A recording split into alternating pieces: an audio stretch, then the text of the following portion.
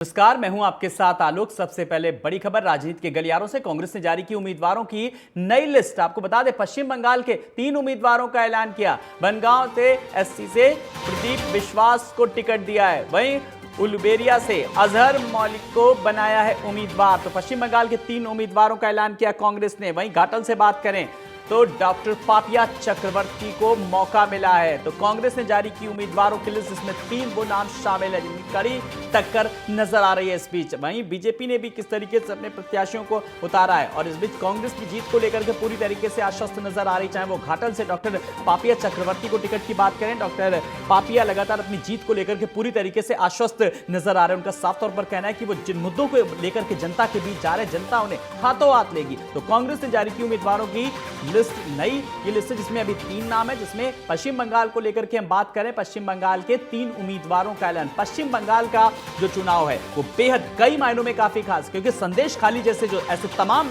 सारे मुद्दे हैं जो जनता के बीच इस तरीके से जो सरकार बनाने का मादा रखते हैं और बिगाड़ने का भी मादा रख सकते हैं। हालांकि अगर ममता सरकार की लगातार जिस तरीके से बात करें, इस पूरे मामले को लेकर के बैकफुट पर नजर आई।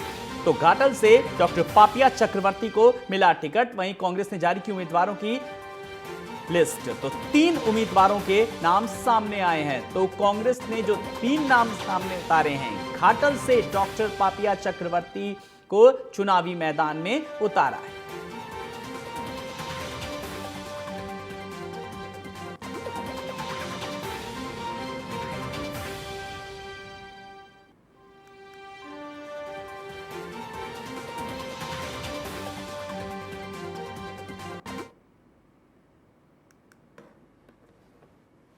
तो वो लिस्ट भी हम अपने दर्शकों को लगातार बता रहे हैं। जो 3 प्रत्याशियों के नाम हैं, आपके टेलीविजन स्क्रीन पर भी हम अपने दर्शकों को बता रहे हैं कि डॉक्टर पापिया का नाम है, प्रदीप विश्वास का नाम है और अजहर मलिक का नाम सामने आया। तो 3 प्रत्याशियों के नाम फिलहाल कांग्रेस ने अब मौका दिया और अपनी जीत को लेकर के प्रत्याशी भी पूरी तरीके से आश्वस्त नजर आ रहे हैं।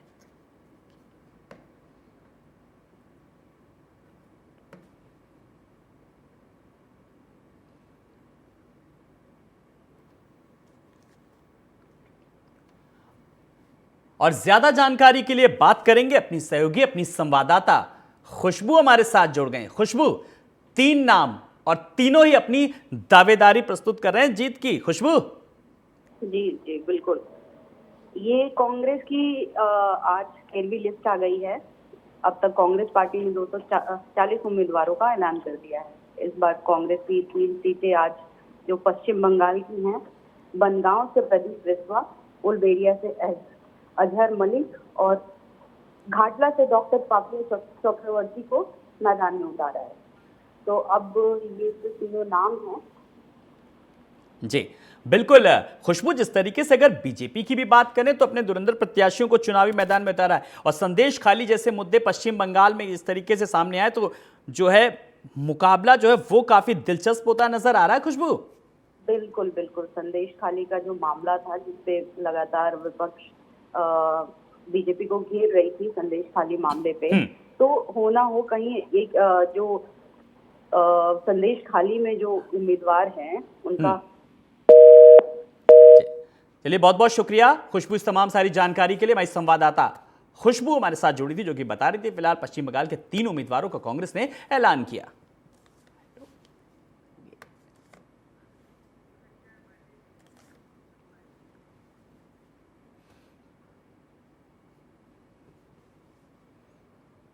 पश्चिम बंगाल की सीएम ममता बनर्जी ने पुरुलिया की चुनावी रैली में बीजेपी पर निशाना साधा। उन्होंने सीधे तौर पर तो बीजेपी का नाम नहीं लिया, मगर कहा रैली कीजिए, बैठक कीजिए, लेकिन दंगा नहीं करना। दंगा तो करेंगे, 19 अप्रैल को मतदान है, 17 अप्रैल को वो दंगा करेंगे। राम तो आपके नहीं कहते कि आप दंगा करें, लेकिन ये लोग दंगा करेंगे और दंगा करके एनआईए को राज्य में दाखिल करवाएंगे।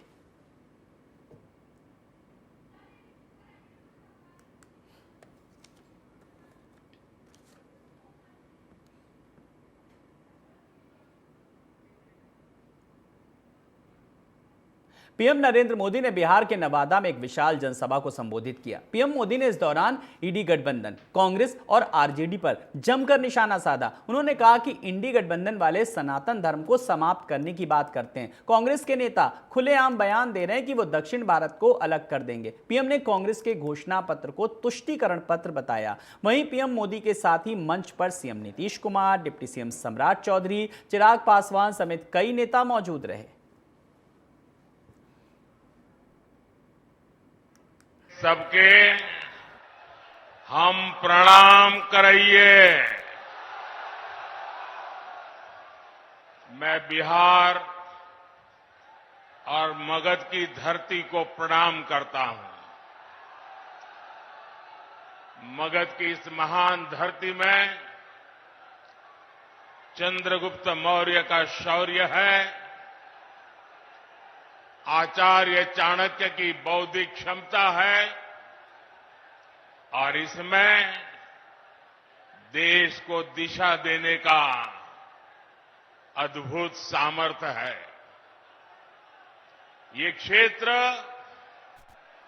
बिहार के पहले मुख्यमंत्री,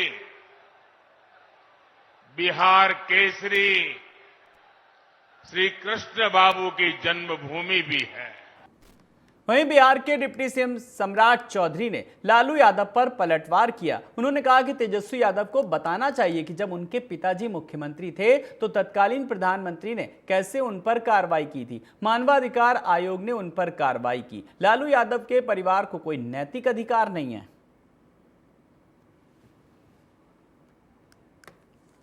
40 नहीं, बिल्कुल। और मोदी की गारंटी पे न सिर्फ बिहार को बल्कि पूरे देश को और अब तो दुनिया को भी इस गारंटी पर विश्वास होने लगा है। ऐसे में जहां एक तरफ हमारे प्रधानमंत्री जी की गारंटी है, वहीं हमारे गठबंधन की मजबूती है जो इस बात के विश्वास को दिलाती है कि आने वाले दिनों में बिहार की 40 सीटें हम लोग जीतेंगे। आज नवादा की सीट पर मैं जा रहा हूं। मेरे साथी, मेरे भाई जो कि अभी भी मौजूदा सांसद हैं राज्यसभा से, पर अब बहुत जल्द अब वो हमारे सदन में अब आएंगे, लोकसभा में वो आएंगे। उनके प्रचार में हम जा रहे हैं, प्रधानमंत्री जी भी होंगे, मेरे मुख्यमंत्री भी वहां पहुंच रहे हैं और मैं मानता हूं कि एक बड़ी जीत के साथ हम लोग नवादा की और बिहार की 40 सीटें जीतेंगे। उनका स्वागत है। बिहार की पावन धरती पर प्रधानमंत्री जी का स्वागत है। तेजस्वी यादव ट्वीट करके जांच एजेंसियों को लेकर कहा है कि दुरुपयोग किया जा रहा है विपक्ष के नेताओं पर। उनको ये बताना चाहिए ना कि उनके पिताजी मुख्यमंत्री थे, पार्टी के राष्ट्रीय अध्यक्ष थे, तो तत्कालीन प्रधानमंत्री ने कैसे उन पर कार्रवाई किया था। और सबसे पहले तो उन्हीं के पिताजी का विक्टिम हूं मैं। मेरा घर तो लालू यादव ने तोड़वाया था, तो पहले उसका जवाब तो दे। मानवाधिकार आयोग ने उन पर फाइन किया, उन पर कार्रवाई किया। लालू यादव जी के परिवार को कोई नैतिक अधिकार नहीं। बीजेपी के राष्ट्रीय अध्यक्ष जेपी नड्डा ने तमिलनाडु के अलियापुर में जनसभा को संबोधित किया। इस दौरान जेपी नड्डा बीजेपी के प्रत्याशी पी कार्थियायनी के समर्थन में सार्वजनिक बैठक में शामिल हुए। बीजेपी अध्यक्ष जेपी नड्डा के अलियापुर पहुंचने पर बीजेपी कार्यकर्ताओं ने उनका भव्य स्वागत किया।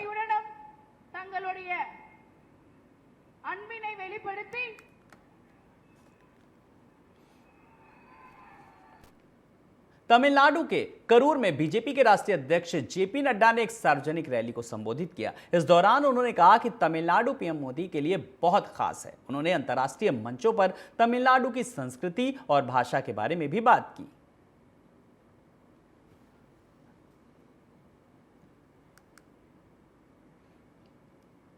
केंद्रीय रक्षा मंत्री राजनाथ सिंह ने राजस्थान के कुलैत में आयोजित विजय संकल्प सभा कार्यक्रम को संबोधित किया। इस कार्यक्रम के दौरान उन्होंने कहा, दुनिया कहती थी कि भारत गरीबों और बेरोजगारों का देश है। वहीं 2014 में जब बीजेपी सरकार बनी तो हम दुनिया के शीर्ष 11 अर्थव्यवस्थाओं में थे। अब हम हैं विश्व की शीर्ष 5 अर्थव्यवस्थाओं में से एक। विश्व अर्थव्यवस्था पर सर्वेक्षण और समीक्षा करने वाली वित्तीय फर्मों का दावा है कि भारत 2027 तक दुनिया की शीर्ष 3 अर्थव्यवस्थाओं में होगा। इसका नेतृत्व किया है। क्या हमारे ये कम फक्र की बात है कि हमारा प्रधानमंत्री यदि दुनिया के दूसरे देशों में जाता है तो यहां पर हमको हिंदू मुस्लिम के आधार पर मुसलमान विरोधी हैं, ये हैं, वह हैं कहकर बदनाम करने की कोशिश की जाती है। बहनों भाइयों, आपको जानकर खुशी होगी, अरब के 5 देशों ने जो उनका सर्वोच्च सम्मान होता है वह पहली बार भी किसी को दिया है, हमारे भारत के प्रधानमंत्री मोदी जी को दिया है। कांग्रेस नेता राहुल गांधी की बात करें तो साफ तौर पर राहुल गांधी ने इंस्टाग्राम पर अपना एक वीडियो पोस्ट किया। उन्होंने कहा कि यह वीडियो मैंने रात 12:30 बजे बनाया था, लेकिन मेरी टीम ने सोचा कि वीडियो पोस्ट करने में बहुत देर हो गई है, इस वजह से इसे अब पोस्ट कर रहा हूं। उन्होंने कहा कि इस वीडियो में संदेश अभी भी प्रासंगिक है। राहुल गांधी ने कहा, कांग्रेस की घोषणा पत्र हर भारतीय की आवाज है, अपने विचारों को सोशल मीडिया पर साझा करें। नमस्कार, रात के 12 बजे हैं। मेरी टीम ने कहा है कि मुझे बहुत एनर्जी के साथ ये वीडियो करना है, मुस्कुरा के ये वीडियो करना है। अभी मैं तेलंगाना से लैंड किया हूँ। मैनिफेस्टो रिलीज का फंक्शन था, बहुत अच्छा फंक्शन था, काफी लोग थे। काफी लोगों ने हमें कहा कि मैनिफेस्टो क्रांतिकारी डॉक्यूमेंट है, आपने बनाया, आपके सुझावों से बना, तो इसके लिए मैं आपको धन्यवाद देना चाहता हूँ। मगर मैं ये भी चाहता हूँ कि आप अपने कमेंट्स, अपने व्यूज, जो आपको अच्छा लगे, जो इतना अच्छा नहीं लगा, वो आप मुझे बताइए, ईमेल करिए, मैसेज भेजिए। बहुत बहुत। राजस्थान के भरतपुर में मुख्यमंत्री योगी आदित्यनाथ ने जनसभा को संबोधित किया। इस दौरान सीएम ने कांग्रेस पर हमला बोलते हुए कहा कि कश्मीर में धारा 370 समाप्त की गई, पत्थरबाजी समाप्त हुई। वहीं उन्होंने कहा, कांग्रेस के लोग कुछ नहीं कर पाते थे। एक कांग्रेस थी जो अपनी सरकार में आतंकवादियों को बिरयानी खिलाती थी।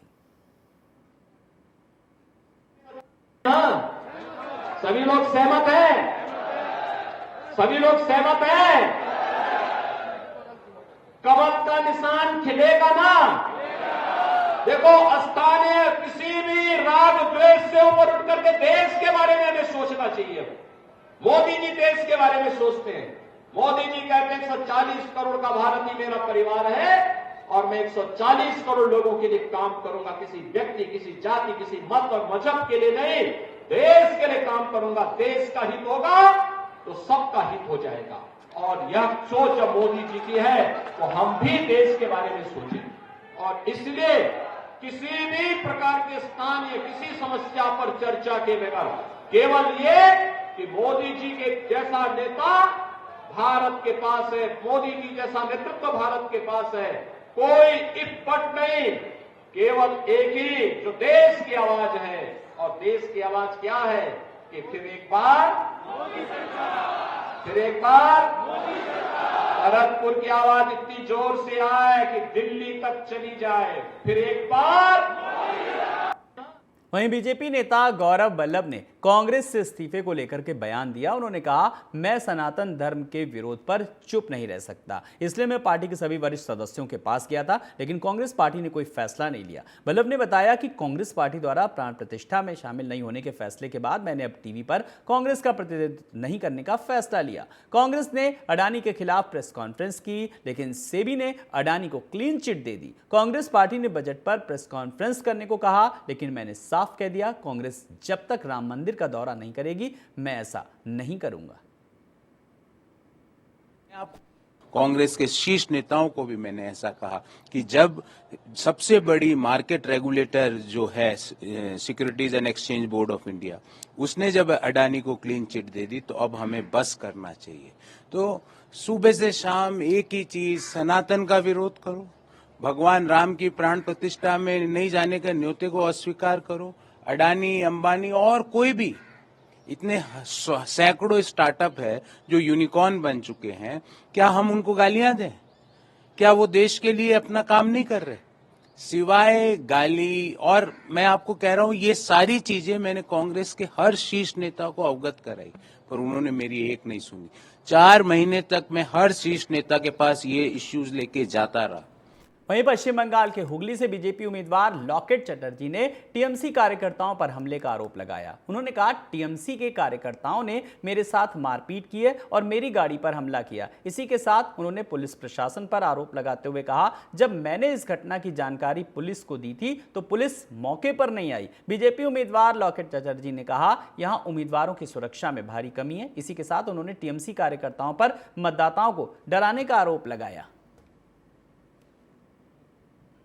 क्या सोच रहे हैं कि हमारा नेताओं को गाड़ी के ऊपर हमला करके, हमारे नेताओं को अटैक करके, निश्चित प्रामाणिक जैसा हमारे मंत्रियों को अटैक करके आप ये इलेक्शन जीत जाएंगे क्या? वहीं बिहार के पूर्व उप मुख्यमंत्री और राजद नेता तेजस्वी यादव ने कहा कि भ्रष्टाचार पर आज मैंने पोस्ट किया है। उम्मीद है प्रधानमंत्री उस पर अपनी बात कहेंगे। परिवारवाद पर जब हमने आंकड़े दिए तो वो केवल बिहार के आंकड़े थे, उस पर प्रधानमंत्री चुप क्यों हैं? हम और आप हिंदू नहीं हैं, मेरे घर में मंदिर है, हम पूजा करते हैं। क्या ये दिखाने वाली बात है? क्या भाजपा के नेता खुद को भगवान समझ रहे हैं?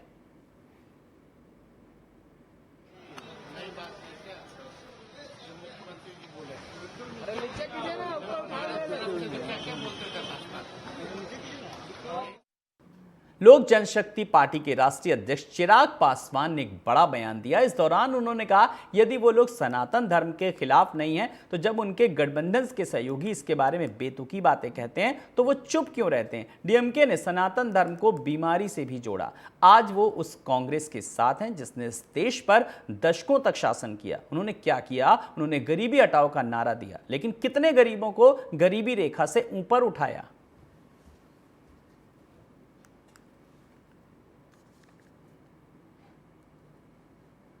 लोग सनातन धर्म के विरोधी नहीं होते तो मुझे बताइए ना कि जब इन्हीं के घटक दल, कितनी ऐसी पार्टियां हैं, आप डाउन साउथ में चले जाइए, क्या कुछ नहीं कहा गया था डीएमके के द्वारा, उनके नेताओं के द्वारा? सनातन धर्म को बीमारी तक से जोड़ दिया गया था, भगवान राम के अस्तित्व को नकारा गया था।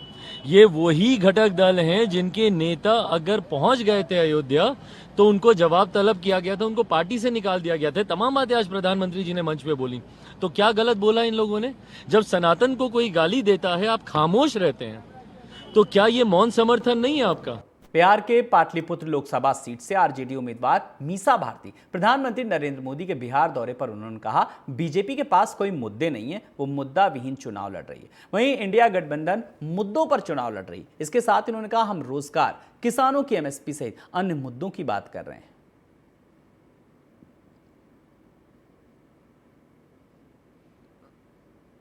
देख लिया, सुन लिया, दामाद के लिए वोट मांगे तो परिवारवाद तो उनके मुद्दे से गायब हो गया। अब नवादा आ रहे हैं तो भाषण देने दीजिए, उसके बाद फिर हम लोग रिएक्शन देंगे। लेकिन एक चीज मैं बता देना चाहती हूँ कि आपके माध्यम के द्वारा बिहार की जनता को और देश की जनता को कि इनके पास कोई मुद्दे नहीं है, मुद्दा विहीन ये लोग चुनाव लड़ रहे हैं। वहीं आप देखिए कि इंडिया गठबंधन के पास बहुत सारे मुद्दे, हम मुद्दों पे चुनाव लड़ रहे हैं। हम रोजगार सृजन करने की बात कर रहे हैं, 30 लाख रोजगार सृजन करेंगे। हम किसानों की एमएसपी लागू करेंगे, उनकी आय डबल करेंगे। गोपालगंज में 40 टन चोरी के लोहे के साथ 2 ट्रक पुलिस ने जब्त किए। बिहार के पूर्णिया से चोरी का लोहा पंजाब भेजा जा रहा था। बताया जा रहा है कि लोहे को पंजाब में खपाने की तैयारी थी। इस मामले में चालक सहित 4 युवकों को पुलिस ने मौके से गिरफ्तार किया। पकड़े गए आरोपियों में से एक मेरठ, दूसरा उत्तर प्रदेश तो दूसरा गोपालगंज का बताया जा रहा है।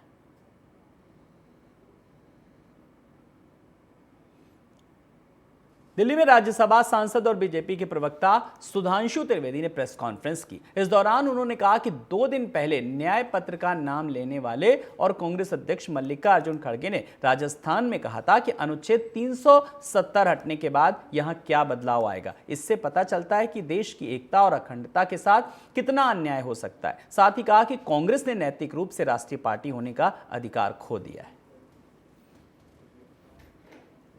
दिन पूर्व न्याय पत्र नाम देने वाले लोगों ने आज ही जो उदाहरण प्रस्तुत किया है, कल कांग्रेस के अध्यक्ष श्री मल्लिकार्जुन खड़गे जी राजस्थान में ये बोलते हैं कि धारा 370 हटने से यहां कौन सा फर्क पड़ता है, ये क्यों बोलते हैं। अर्थात राष्ट्र की एकता और अखंडता के साथ कितना अन्याय किया जा सकता है वो इससे साफ हो जाता है। इस बयान को भारतीय जनता पार्टी बहुत गंभीरता से लेती है और इसका एक निष्कर्ष तो बहुत साफ हो गया। कांग्रेस पार्टी जो राजनीतिक दृष्टि से और व्यवहारिक दृष्टि से राष्ट्रीय दल होने का स्टेटस या अधिकार लगभग खो चुकी है, वो अब नैतिक दृष्टि से भी राजनीतिक दल होने का अधिकार उसने खो दिया। आप नेता संजय सिंह ने बीजेपी पर आरोप लगाते हुए कहा कि आपको खत्म करने के उद्देश्य से साजिश के तहत उन्हें फंसाया गया। शराब घोटाला बीजेपी ने किया। वहीं बिहार के सीएम नीतीश कुमार को लेकर उन्होंने कहा कि नीतीश कुमार समाजवादी आंदोलन से आते हैं, वो लोकनाथ जयप्रकाश नारायण के साथ रहे, ऐसे में वो बार बार पलटी मारेंगे तो ये सही नहीं है। हालांकि इंडिया गठबंधन पर इसका कोई असर नहीं पड़ेगा। जिसके तहत अरविंद केजरीवाल को गिरफ्तार करके आम आदमी पार्टी और यहाँ की सरकार को खत्म करने के उद्देश्य से उनको फंसाया गया है। और दूसरी बात यह है कि भाई शराब घोटाला तो भारतीय जनता पार्टी ने किया है। शरद रेड्डी नाम के किंग पिन, जिसको ईडी ने कहा यह किंग पिन है, उससे 55 करोड़ की रिश्वत गिरफ्तारी के बाद ली है भाजपाइयों ने। उनके किसी नेता से सीबीआई ईडी ने पूछताछ की, एलजी ने चिट्ठी लिखा सीबीआई जांच के लिए। तो ये सवाल हम लोग पूछेंगे कि एक आदमी को तो आपने निर्दोष जेल में डाल दिया और दूसरे एक पार्टी का बिल्कुल मनी ट्रेल सामने आ गया, बावजूद इसके आप कार्रवाई नहीं कर रहे हैं। हाँ, दुख हुआ, इसका बहुत तकलीफ हुआ। नीतीश कुमार जी समाजवादी आंदोलन से आते हैं, लोकनाथ जयप्रकाश नारायण जी के साथ हो रहे हैं, ऐसे बार बार पलटी मारेंगे, ये कोई अच्छा काम नहीं किया उन्होंने। जिसके दिल्ली में बीजेपी अध्यक्ष वीरेंद्र सचदेवा और बीजेपी ने शराब घोटाले मामले को लेकर आपके खिलाफ प्रदर्शन किया। वीरेंद्र सचदेवा ने कहा, आज हम अरविंद केजरीवाल के भ्रष्टाचार का मॉडल दिखा रहे हैं, वो राजमहल जिसमें अरविंद केजरीवाल रहते हैं। उन्होंने कहा, अरविंद केजरीवाल बताएं कि उन्होंने दिल्ली की जनता को लूटकर कितना बड़ा राजमहल बनाया है।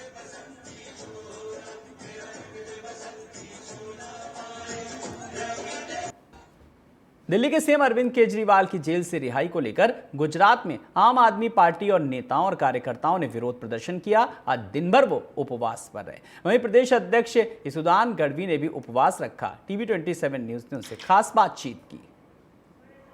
मंत्री को जेल में अभी गए हैं, उनके समर्थन के लिए गुजरात के जो प्रदेश प्रमुख है और उनकी टीम है आज उपवास पे। सर क्या कहोगे, न्यायिक हिरासत में है, उनका विरोध कितना सही, और दिल्ली में भी अभी विरोध हो रहा है, क्या आगे का गेम प्लान होगा दिल्ली का और गुजरात? भाजपा ने, नरेंद्र मोदी ने अरविंद जी से डर कर उन्हीं को पीएमएलए के गलत इस्तेमाल करके फर्जी केस में जेल में डाला है। उनको लगा था कि जेल में डालने से आम आदमी खत्म हो जाएगी, पीछे सरकार गिरा देंगे, तोड़ देंगे, लेकिन उनको पता नहीं है कि हम ये लड़ाई कानूनी नहीं लड़ते, रास्ते पे लड़ते हैं। और आज पूरे भारत में, मेरे देश में अनशन हो रहा है, लोग स्वयंभू जुड़ रहे हैं अनशन के लिए अरविंद जी के समर्थन में, और भाजपा का दाव उल्टा हुआ है। और हमें पूरी मजबूताई से अरविंद जी बाहर आएंगे, विश्व के नेता बन चुके हैं और अगले प्राइम मिनिस्टर के तौर पर अब अरविंद जी धीरे धीरे आगे बढ़ रहे हैं। बीजेपी के बड़े नेताओं का बयान आया है कि पाप का घड़ा है, फूट गया है। जो भी बोल रहे थे कि साफ राजनीति करने आए थे, परंतु आज क्या हाल है सबने देखा है। मनीष सिसोदिया, सत्येंद्र जैन, केजरीवाल सब जेल में है, और जो आम आदमी पार्टी का पाप का घड़ा फूट गया है, इस तरह के बयान आएंगे, क्या कहोगे? 24 में भाजपा का पाप का घड़ा फूटेगा, लिख लेना, क्योंकि उन्होंने बेरोजगारों के साथ चीटिंग की, किसानों के साथ चीटिंग की, महिलाओं के साथ चीटिंग की है। नरेंद्र मोदी ने इतनी गारंटियां दी कि 2014 और 19 में कि किसानों की आय दोगुनी कर देंगे, किसानों को स्वामीनाथन कमेटी के रिपोर्ट के अनुसार दाम देंगे, नहीं मिला, कोई दाम नहीं मिला। इसलिए चीन की माल की गारंटी और मोदी जी की जुबान की गारंटी काम नहीं आती। आज बात की जाए तो गुजरात भर के जो आपके कार्यकर्ता है, कितने लोग उपवास पे जुड़े हैं, और आगे गुजरात में क्या कार्यक्रम रहेगा? आज लाखों कार्यकर्ता हमारे यहाँ पहुँच सके, वहाँ पे भरूच है, भावनगर है, वहाँ पे भी डोर टू डोर में है, फिर भी अनशन कर रहे हैं, घर में भी अब अनशन कर रहे हैं, और सभी लोग जुड़े हैं, इंडिया गठबंधन के लोग भी जुड़े हैं। यहाँ पे भी गांधीनगर के लोकसभा उम्मीदवार इंडिया गठबंधन की सोनलबेन उनकी टीम के साथ आई थी, तो सब जुड़े हुए हैं। ये थे आम आदमी पार्टी के प्रदेश प्रमुख। उनका साफ कहना था कि गुजरात के कार्यकर्ता है आम आदमी पार्टी के, वो आज अनशन पे जुड़े। जयेश प्रजापति, 22/27 अहमदाबाद। इन्हीं खबरों के साथ इस बुलेटिन में इतना ही। नमस्कार।